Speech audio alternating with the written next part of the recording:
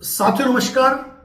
एक बार फिर वही बात कि आज जो वीडियो आप देखेंगे ना, आपने लोन डिफॉल्ट से रिलेटेड वीडियो बनाने वाले किसी भी यूट्यूबर के चैनल पर यह वीडियो कभी नहीं देखा होगा।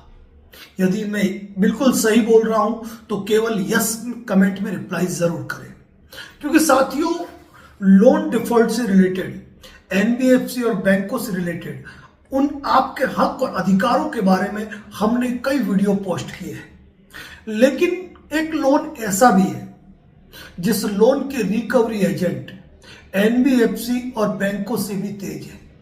उनकी कानूनी कार्रवाइयां, उनका मेंटल हरेसमेंट उन एनबीएफसी और बैंकों से कई गुना ज्यादा है, जिनके ब्याज वसूलने का तरीका बैंकों से कई गुना ज्यादा है।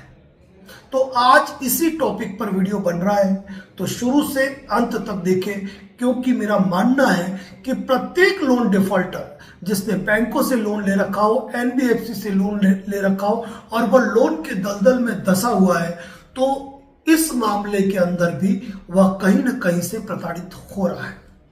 साथियों, जब इंसान लोन के दलदल में धंसता है, एक लोन को चुकाने के लिए दूसरे लोन को चुकाने के लिए तीसरा लोन लेता है, तब वह व्यक्ति अपने मिलने वाले, अपने क्षेत्र के, अपने एरिया के ब्याज माफियाओं से भी वह राशि लेता है।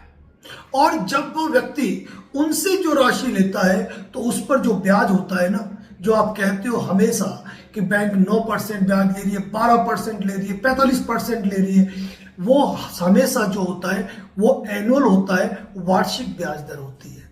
लेकिन आप जब मार्केट के अंदर किसी आम व्यक्ति से, किसी मनी लॉन्ड्रिंग करने वाले व्यक्ति से, या खुले रूप से कह दो कि ऐसा व्यक्ति जो ब्याज माफिया का काम करता है, जो लोगों को पैसा देता है और उसके बदले ब्याज लेता है, वह व्यक्ति जो ब्याज पे पैसा देता है उसका ब्याज का तो पूछो ही मत, 3% भी होता है, 5% भी होता है, और यह भी देखा गया है कि 30% मासिक ब्याज होता है। 30% मासिक ब्याज का मतलब होता है 100 डेज में पैसा डबल। अब ये जो ब्याज माफिया होते हैं, गलती इनकी भी नहीं है, ये इनका काम कर रहे हैं। आपको जरूरत थी, आप पैसा लेने के लिए पहुंच गए।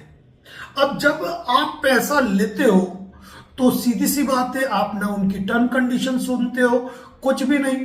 वो भी आपसे ज्यादा माथाफोड़ी नहीं करते, वो आपसे स्टाम्प मंगवाते हैं, 100, 200, 500 रुपए के स्टाम्प पे नीचे साइन करवा देते हैं, आपसे सिग्नेचर किए हुए खाली चेक ले लेते हैं, आपसे प्रोमिसरी नोट साइन करवा देते हैं, और मौखिक बात हो जाती है कि इतने % मंथली ब्याज आपको देना है।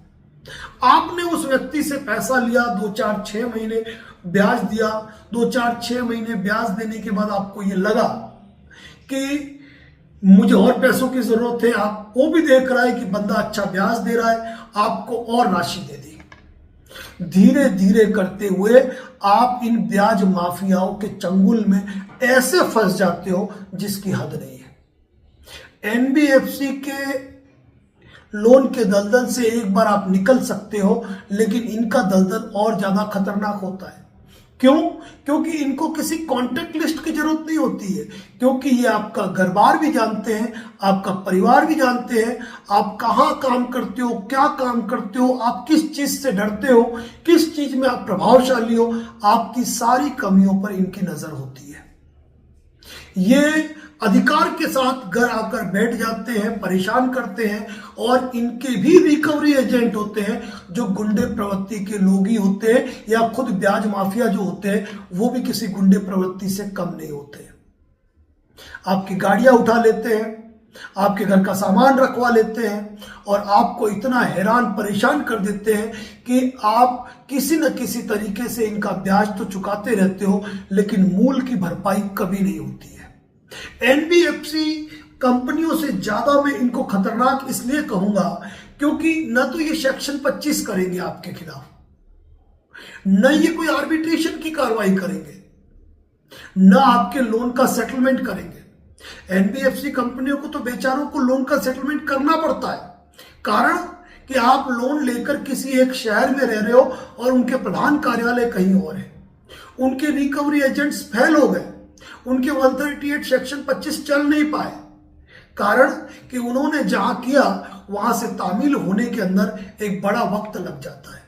आर्बिट्रेशन की कार्रवाई की, आपने आर्बिट्रेशन पे ऑब्जेक्शन भेज दिया, कार्रवाइयां रुक गई, लोन एनपीए हो गया, लोन राइट ऑफ हो गया, और फिर बैंकें करती है 10 से 20% में सेटलमेंट। लेकिन यहां पर ना तो ये लोन कभी एनपीए होना है, ना ये लोन कभी राइट ऑफ होना है। इस लोन को आपको आज नहीं तो कल चुकाना ही चुकाना है। और बस यही कमजोरी है कि यह आपकी नस नस से वाकिफ है कि किस चीज से आपको परेशानी होती है, और उसी दुखती रग पर हाथ रखकर नस दबाते हुए आपसे ये राशियों की रिकवरी करते जाते हैं। आप ताउम्र ताजिंदगी इनके ब्याज को देते रहते हैं, लेकिन मूल चुका नहीं सकते। यहां पर मैं उन लोगों की बात नहीं करूंगा जिन्होंने आपको मात्र 1%, 1.5%, 2% ब्याज पे कोई राशि उधार दी है, और वह एक जेंटल पर्सन के रूप में आपसे ब्याज लेते हैं या फिर समझौता करते हैं, आपको हैरान परेशान नहीं करते। लेकिन यह बात जरूर कर रहा हूं उन ब्याज माफियाओं की, जो देते तो 10 से 20 हजार रुपए लेकिन वसूल करते हैं आपसे लाखों रुपए, और आप राशि भर भर के उनका जो टोटल अमाउंट है वो आप चुका चुके होते हैं, फिर भी आपका मूल खड़ा रहता है। और सबसे बड़ी बात यह है कि आपके चेक पे साइन किए हुए लिए हैं ब्लैंक चेक है, कोई लिखा पढ़ी नहीं करते, कोई ऑनलाइन राशि नहीं देते हैं, आपको नगद राशि दी, खाली चेक, प्रोमिसरी नोट और स्टाम्प साइन करा के ले लिए। अब यहां कोई लोन सेटलमेंट नहीं होना है, और आप इस दलदल में इतने धंस चुके हो कि आप उनकी मूल राशि तो लौटा ही चुके हो, लेकिन अब भी उसका ब्याज बाकी का बाकी है। वो आपको धमकी देते हैं कि स्टाम्प के दम पे वो आपके घर पे कब्जा कर लेंगे, वो आपकी प्रॉपर्टी को अपने नाम पे करा लेंगे। लेकिन मैं आपको बता दूं कि ऐसा नहीं होता है। आपके किसी स्टाम्प पर, केवल सिंगल स्टाम्प पर, बिना किसी पाई पेपर पे साइन किए कोई एग्रीमेंट तैयार नहीं होता है, लेकिन धमकियां दी जाती है। तो ऐसी स्थिति के अंदर जब ये किसी भी तरीके से राशि की वसूली नहीं करते हैं ना, तब ये करते हैं आपके ऊपर चेक बाउंस का मुकदमा। मान लीजिए इन्होंने आपको 5 लाख रुपए दिया और आप 5 लाख रुपए का ब्याज उनको चुका दिया है आपने, उसके बावजूद आपके विरुद्ध 10 लाख रुपए का चेक बाउंस करके मुकदमा लगा देते हैं।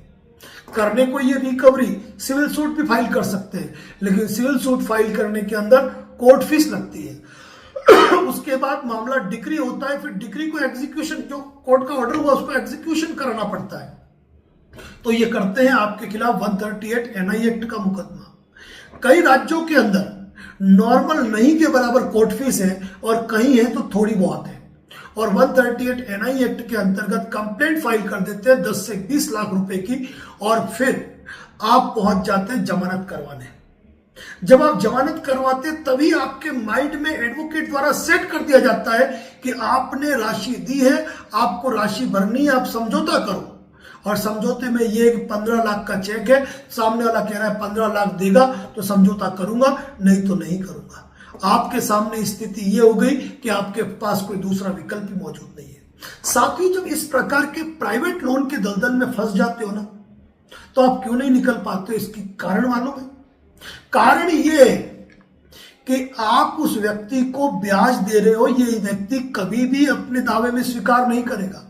वो कोर्ट में जब कंप्लेंट फाइल करेगा तो वो कभी नहीं लिखने वाला है कि उसने आपको ब्याज पर पैसा दिया था, आपने ब्याज में इतनी राशि चुका दी है, और आप भी साबित नहीं कर सकते। कारण ये है कि टोटल लेन देन होता है नगद का। वह भी कहता है मैंने नगद पैसा दिया, और आप भी कहोगे आपने नगद इसको लौटा दिए, लेकिन आपकी बात को स्वीकार नहीं किया जाएगा, क्योंकि 138 एनआई एक्ट की धारा 139 प्रिजम्पशन करती है कि चेक जिसके पास है मामला उसके फेवर में है। लेकिन इसका मतलब ये नहीं है कि हर बार परिवादी ही जीतता है। कई मामलों के अंदर आपने देखा होगा कि उल्टे फैसले भी होते हैं और परिवादी का परिवाद खारिज भी होता है। लेकिन उसके लिए आपको कुछ पॉइंट्स ध्यान रखने की जरूरत है। यदि आपने किसी से 5 लाख 10 लाख रुपया उधार लिया है और सामने वाला व्यक्ति आपसे ब्याज की मांग कर रहा है, आप ब्याज चुकाइए। हम ये नहीं कह रहे मत चुकाओ, किसी से लिए हैं उसका देना है। लेकिन अगर सामने वाला व्यक्ति अपनी हद पार कर रहा है, ब्याज माफिया के रूप में आपका शोषण कर रहा है और आपको अंत लग चुका है कि अब संभव नहीं है, तो आपको, भले उसने नगद दिया है, आप उसको कुछ राशि जो चुकाते हो ना, कुछ राशि आप उसको बैंक अकाउंट के अंदर ट्रांसफर करना शुरू कर दीजिए। मान लीजिए कि आप 20,000 रुपए उसको ब्याज दे रहे हैं, तो किसी महीने वो 20,000 रुपए उसके अकाउंट में ट्रांसफर कर दीजिए। ये बात मान के चलिए कि ये काम आपको करना पड़ेगा। आपने जो चेक दिए उन चेक नंबर आपके पास होने चाहिए। आप उस पेमेंट को ट्रांसफर करते रहिए अकाउंट के रूप में, और ब्याज के बारे में आप जो है बात करते रहिए उससे व्हाट्सएप पे कि मैंने आपका 20,000 इस महीने का ब्याज चुका दिया है। आप कहिए कि 2 महीने से ब्याज नहीं चुका पाया, थोड़ा वेट कर लीजिए, 2 दिन में चुका दूंगा। फिर उसको आप ऑनलाइन ट्रांसफर कर दीजिए, कहिए कि आज मैं बाहर हूं, पेमेंट ट्रांसफर मैं आपको देने कैसे आऊं, मैं आपको ऑनलाइन ट्रांसफर कर देता हूं, और उससे बिना पूछे ही उसके नंबर पे गूगल पे, फोन पे, पेटीएम वगैरह जो करना है वो कर दीजिए और उसको स्क्रीनशॉट भेज दीजिए और स्क्रीनशॉट पे लिख दीजिए ये आपके इस महीने का ब्याज है।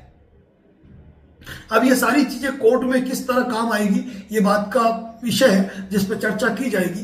तो ये ध्यान रखिए कि भले आपने पैसा नगद लिया है, जो राशि चुका रहे हैं उसको आप ऑनलाइन करते जाओ थोड़ी बहुत, और उसके बाद व्हाट्सएप चैट करते जाइए, टेक्स्ट मैसेज कीजिए, कोई फोन आए ना तो उसकी रिकॉर्डिंग कीजिए। अब वो रिकॉर्डिंग पे आपत्ति ले तो कहिए कि सर मेरे फोन में तो ऑटो कॉल रिकॉर्डिंग है, ऑटोमेटिकली होती है।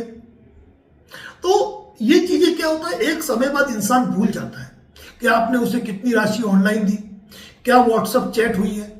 और भविष्य में यदि किसी कारण से आप उसको कोई राशि नहीं दे पा रहे हो तो बदनीयती पूर्वक वह क्या करेगा, चेक बाउंस कराएगा, और चेक बाउंस करा के आपको 138 एनआई एक्ट के प्रावधान के तहत बाउंस होने की तारीख जो है उससे 30 दिन के भीतर आपको एक लीगल नोटिस देता है। फिर आपको एक परफेक्ट लीगल एडवोकेट से, जो कि 138 की जानकारी रखते हैं, उनके माध्यम से उसका रिप्लाई देना है, और उस रिप्लाई में आपके अधिवक्ता अपने ज्ञान के अनुसार किस कंटेंट को लेना है, किस कंटेंट को नहीं लेना है, वो चीज यूज कर सकते हैं। मैं यहां पर यह भी कहना चाहूंगा कि यदि ये दशाएं आ चुकी है, सामने वाला व्यक्ति आपका चेक बाउंस कराने वाला है, आपके लेन देन 2 लाख 3 लाख का है और वो लगता है कि वो आपका बड़ा चेक बाउंस कराने वाला है, इस मैटर में भी उसके नोटिस भेजने से पहले भी आप प्रायर नोटिस भेज सकते हो, और वह प्रायर नोटिस आपका डिफेंस करेगा। इस बात को ध्यान रखिए। वह प्रायर नोटिस जरूरी नहीं है कि आप एडवोकेट के नाम से बनाएं, आप अपने नाम से बनाकर अपने सिग्नेचर करके भी आप स्पीड पोस्ट के जरिए उसको भेज सकते हो, और उस नोटिस की कॉपी, डाक रसीद और 2-4 दिन बाद डिलीवरी रिपोर्ट निकालकर उसकी एक फाइल बनाकर तैयार रख लीजिए। आप प्रायर नोटिस में जिक्र करें कि कौन सी बैंक के, कौन सी ब्रांच के आपने उनको चेक दे रखे हैं, क्या लेन देन था, इसको बड़े ही स्पेसिफिक तरीके से आपको नोटिस में लिखना पड़ेगा। इसीलिए खुद वकील बनने की कोशिश बिल्कुल भी नहीं करें। और पहले कह रहा हूं कि इस मैटर का या इस वीडियो का यूज जो है फेयर रूप से करें। कोई व्यक्ति आपकी मदद कर रहा है एक अच्छे इंटेंशन के साथ, तो उसके साथ गलत करने का बिल्कुल भी न सोचे। अब मान लीजिए आपने प्रायर नोटिस दे दिया, मैंने जो कहा कि WhatsApp chat, text message, call recording, payment के स्क्रीनशॉट वगैरह अगर आपने सारे अवेयर करके संभाल के रख दिए हैं, उन्होंने आपके खिलाफ चेक बाउंस का मुकदमा भी कर दिया, तो कोई इश्यू नहीं है। आपने नोटिस का जवाब दे दिया, उस नोटिस का हवाला उन्होंने अपने कंप्लेंट में दिया नहीं दिया वो देखा जाएगा। अक्सर ये भी देखने में आता है कि अगर आपने प्रायर नोटिस भेज दिया, आपने उसको नोटिस दे दिया और आपने नोटिस में केवल एक ही चेक का हवाला दिया, दूसरे चेक का हवाला नहीं दिया, तो ऐसी स्थिति में वह व्यक्ति, वो जो दूसरा चेक है ना, वो अपने पड़ोसी, मित्र, रिश्तेदार, थर्ड पर्सन के नाम पर भी बाउंस कराता है। तो ऐसी स्थिति में आप उस व्यक्ति से कभी मिले ही नहीं, कभी आप उस व्यक्ति से ट्रांजैक्शन हुआ ही नहीं, कभी उस व्यक्ति ने आपको पैसा नहीं दिया, आपने उसको पैसा नहीं दिया। हो सकता है कि उस व्यक्ति की नाम और शक्ल भी आप नहीं जानते हो। तो ऐसी स्थिति में जैसे ही आपने कोई प्रायर नोटिस दिया, आपने नोटिस में हवाला दे दिया और तीसरा चेक आपका कोई बाउंस होता है ना, आप तुरंत ही उस मामले में एफआईआर दर्ज कराएं। ध्यान ये रखिए कि थर्ड पर्सन है, आप ये सोचोगे फोन पे बात कर लूंगा चल जाएगा, बिल्कुल नहीं चलने वाला है। वो फोन पे समय निकाल देंगे और बाद में 2-4 महीने बाद आप कार्रवाई करने जाओगे ना तो पुलिस भी कहेगी इतने दिन कहां थे। मान लीजिए पुलिस ने आपकी रिपोर्ट ली और एफआईआर दर्ज नहीं की, तो फिर जो कानून है उनके प्रावधानों के तहत आपको पुलिस के उच्चाधिकारियों को एक लिखित शिकायत जरिए रजिस्टर्ड पोस्ट भेज दो और उसके बाद भारतीय नागरिक सुरक्षा संहिता के अंतर्गत परिवाद प्रस्तुत करना है आपको। न्यायालय में एफआईआर दर्ज कराने के लिए कोर्ट से इस मैटर में ऑर्डर हो जाएगा और वह व्यक्ति जो आपके खिलाफ मंसूबे पाल के बैठा था कि आपसे अवैध वसूली करेगा, वो बिल्कुल भी बंद हो जाएगी। तो साथियों, इसमें आपको ये ध्यान रखने की जरूरत है कि यदि उस व्यक्ति ने आपके खिलाफ 138 एनआई एक्ट का मुकदमा कर लिया और मैंने जो जो कंटेंट कहे थे उसकी तैयारी आपने कर ली, और ऐसी स्थिति में जब आपने कोर्ट में जाकर बेल करा ली, यहां बिल्कुल मत सोचना कि यहां 10 साल 20 साल 30 साल मुकदमा चलेगा, क्योंकि कारण वो व्यक्ति भी आपके शहर का, आप भी उसी शहर के हो। जो व्यक्ति आपको 5, 10 लाख 15 लाख मदद करके दे सकता है वो अपना केस फास्ट चलाना भी जानता है। वह तुरंत प्रसंज्ञान कराएगा, कॉग्निजेंस कराएगा, समन जारी कराएगा, समन पोस्ट से भेज देगा, बेलेबल वारंट जारी कराएगा, निशानदेही पर तामील करा देगा, अरेस्ट वारंट जारी करवा देगा, तामील करवा देगा। कोर्ट में आपकी बेल हो गई और बेल के टाइम में आपकी जो कमी होती है ना, चेक बाउंस में एक बहुत बड़ी चीज बात देखता हूं मैं, चेक बाउंस में सबसे बड़ी जो कमी है वो क्या है, वो ये है कि लोग सिर्फ ये सोचते हैं कि एक बार जमानत करा दो, और जमानत कराने के बाद अपने वकील साहब को शक्ल नहीं दिखाते हैं, कारण कि उनको अगली पेशी पे उनको फीस देनी पड़ती है हर हियरिंग पे।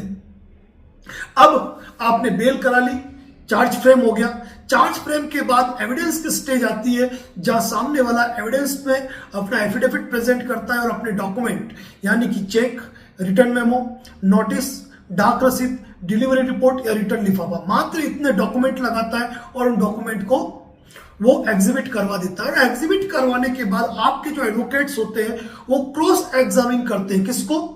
उस व्यक्ति को। अब आपकी गलती क्या है कि आपने अपने वकील साहब को अपनी स्टोरी के बारे में अवगत कराया ही नहीं। अब वकील साहब परम ज्ञानी तो है लेकिन परम पिता ब्रह्मा नहीं है, तो उनको कौन सा आभास होगा, नव बागेश्वर धाम सरकार है कि उनको मालूम पड़ जाएगा कि आपके मन में क्या चल रहा है, वो पढ़ लेंगे। आपको बाकायदा अपनी स्क्रिप्ट लिखकर आपको अपने वकील साहब को देनी पड़ेगी कि हकीकत कहानी ये है और इसने स्टोरी में ये लिखा है। आपने जो जो भी पेमेंट ट्रांसफर किए हैं उसका बैंक से सर्टिफाइड स्टेटमेंट निकलवा के 2 कॉपी में अपने एडवोकेट्स को देना है।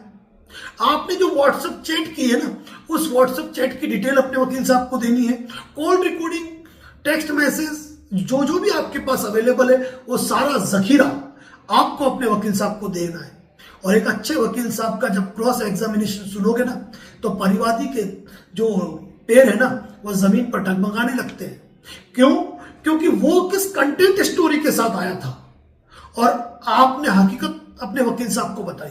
जब आपने अपनी हकीकत वकील साहब को बताई तो वकील साहब का जो माइंड है ना वो एडवोकेसी माइंड है। वो भूसे में से सुई निकालना जानते हैं लेकिन बताना तो आपको पड़ेगा ना कि वो सुई है कहां। तो यदि कोई एक बात, मैं आज बहुत अच्छी बात कहना चाहूंगा कि अक्सर हम वकील कहते हैं कि मैं ये केस जीता, वो ये केस हार गया, लेकिन मेरा हमेशा कहना होता है वकील न केस कभी हारता है न कभी जीतता है।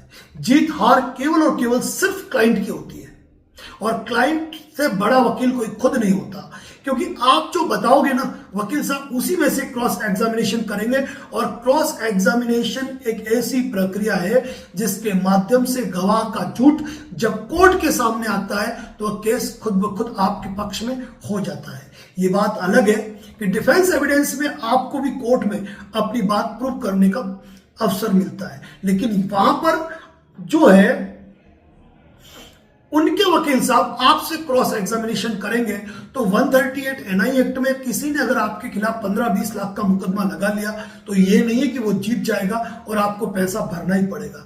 कई लोग ये कहते हैं कि सर वो 15 लाख रुपया देना बता रहा है तो वो अपने बैंक स्टेटमेंट पेश करेगा कि बैंक स्टेटमेंट में एंट्री आएगी नहीं, पैसा कहां से निकला प्रूव नहीं होगा, आईटीआर में उस पैसे को शो नहीं किया होगा, तो कोई मतलब नहीं है। तो मैं आपको बता दूं कि आप इन चीजों पे भरोसा मत रखो। कोर्ट और इनकम टैक्स डिपार्टमेंट दोनों अपने आप में अलग चीज है। न्यायालय में कभी इस प्रकार की एप्लीकेशन लगती है तो उसको रिजेक्ट भी किया जाता है, स्वीकार भी किया जाता है, वह आपका अपना व्यक्तिगत मैटर है। क्योंकि जब भी कोई व्यक्ति चेक लगाएगा तो ये नहीं कहेगा मैंने इस दिन बैंक से पैसा निकाला था, वह यही कहता है कि पैसा मेरे पास पड़ा रहता है, मैं तो ठेकेदार हूं, बिजनेसमैन हूं, 15-20 लाख मेरे पास नॉर्मल पड़ा रहता है। तो यहां पर आपको अपनी काट निकालनी है अपने तुनीर में। मैं महाभारत का बड़ा फैन रहा हूं और जब भी फ्री समय मिलता है महाभारत जरूर देखता हूं कि आपके तुनीर में जितने भी तीर हो, इसके अलावा आपके पास ब्रह्मास्त्र होना चाहिए जो आपको आपके केस से बचाएगा। और वकील साहब के ब्रह्मास्त्र जो है वो आप स्वयं है। साथियों, इस वीडियो का मकसद केवल और केवल यह है कि ऐसे कई साथी जो एनबीएफसी या बैंक के डिफॉल्टर बन चुके हैं, वह कई लोग प्राइवेट लोन के डिफॉल्ट भी है, जहां इस प्रकार की मेंटली हरेसमेंट झेलते हैं, मानसिक रूप से प्रताड़ित होते हैं कि हम फंस चुके हैं, अब करें क्या, यहां तो कोई विकल्प ही नहीं है। और मैक्सिमम एडवोकेट साथी आपको यही कहते हैं कि भाई इस केस में तो आपको समझौता करना ही पड़ेगा, चेक दिया है, मैं केवल टाइम खींच सकता हूं। तो ऐसा वकील साहब तभी कहते हैं जब आप कुछ एविडेंस नहीं दे पाते। जब आप एविडेंस देंगे ना तो वकील साहब का कॉन्फिडेंस देखना है, क्योंकि वकील साहब की जो जीरा होती है ना वो मात्र 2 पेज की कंप्लेंट और पेश किए गए 5 डॉक्यूमेंट के आधार पर होती है, लेकिन उसमें से नई कहानी, नई महाभारत रचना, कटघरे में खड़े गवाह का झूठ सामने लाना वकील साहब के क्रॉस एग्जामिनेशन एक आर्ट है। और वो आर्ट तभी सक्सेस होगा जब आप इन चीजों पे गौर फरमाएंगे। साथियों, कई जगह लिखा पढ़ी भी की जाती है। जब लिखा पढ़ी की जाती है तो आपको उसकी कॉपी लेनी है। आप किसी डॉक्यूमेंट को कोर्ट में मंगवाना चाहते हो, उसके लिए एप्लीकेशन लगाए जाने का प्रोविजन है।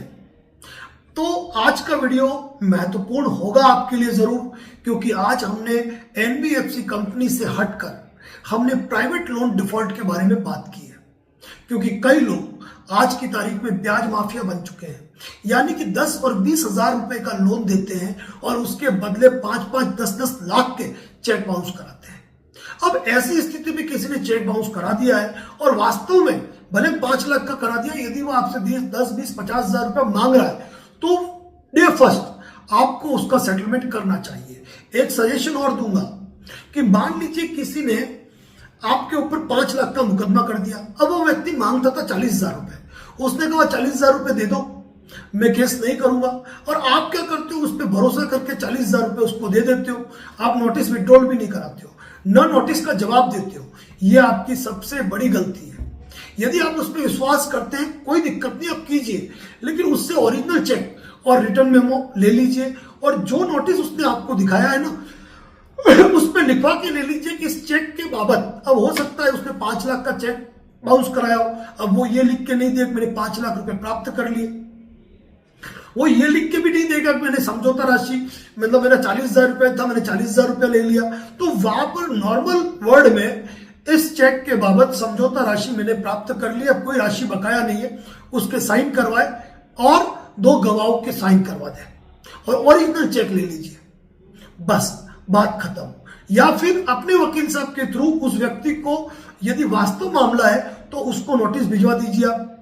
अगर वास्तव में मामला है 50,000 का चेक है, 50,000 का ही मामला बाउंस कराया है, तो 50,000 की डीडी बनाकर आप वकील साहब, कई बार क्या लोग क्या सोचते हैं, यार वकील करूंगा तो फीस लगेगी, पर ये मत सोचिए, ये 5-10 हजार रुपए वकील साहब की जो फीस होती है ना, वो लाखों रुपए से बचाती भी है। एक मूवी आपने देखी होगी, नाम उसका भूल रहा हूं, तो उस मूवी के अंदर सैफ अली खान ने एक वर्ड यूज किया था, ये काला कोट जो होता है ना, मतलब काले कोट वाले आपका सारा पैसा ले लेंगे, लेकिन आपको आने वाली तमाम मुसीबतों से बचा लेंगे। केवल मैं इसको सारा पैसा ले लेना, उस फिल्म का डायलॉग कॉपी कर रहा हूं, लेकिन यह कहना चाहूंगा महाभारत में कर्ण के बाद केवल वकील ही होता है जो ये जानते हुए कि आप गलत हो, आपके लिए आखिरी तक लड़ता है और पूरी कोशिश करता है ये न के न प्रकार साम दाम दंड भेद आपको वो जीत दिलाए। अब आप लोग ये कह सकते हैं कि सर वकील साहब तो फीस लेते हैं, तो मैं आपको बता दूं कि महाभारत में कर्ण भी जिसे कि सुपुत्र कहा जाता था, उसे भी अंगराज बनाया था दुर्योधन ने। तब दुर्योधन के प्रति उसकी निष्ठा जागृत हुई थी। तो साथियों, आज का वीडियो मेरा इसी मुद्दे पर था। यदि आप एनबीएफसी बैंक के लोन डिफॉल्टर हैं, यदि आप प्राइवेट व्यक्ति के भी लोन डिफॉल्टर हैं, आप अच्छी खासी राशि पे कर चुके हैं और अब यदि आपकी स्थिति नहीं है, तो यहां पर प्राइवेट लोन डिफॉल्टर के लिए न सेक्शन 25 काम आएगा, न आर्बिट्रेशन कार्रवाई काम आएगी, न लोन सेटलमेंट काम आएगा।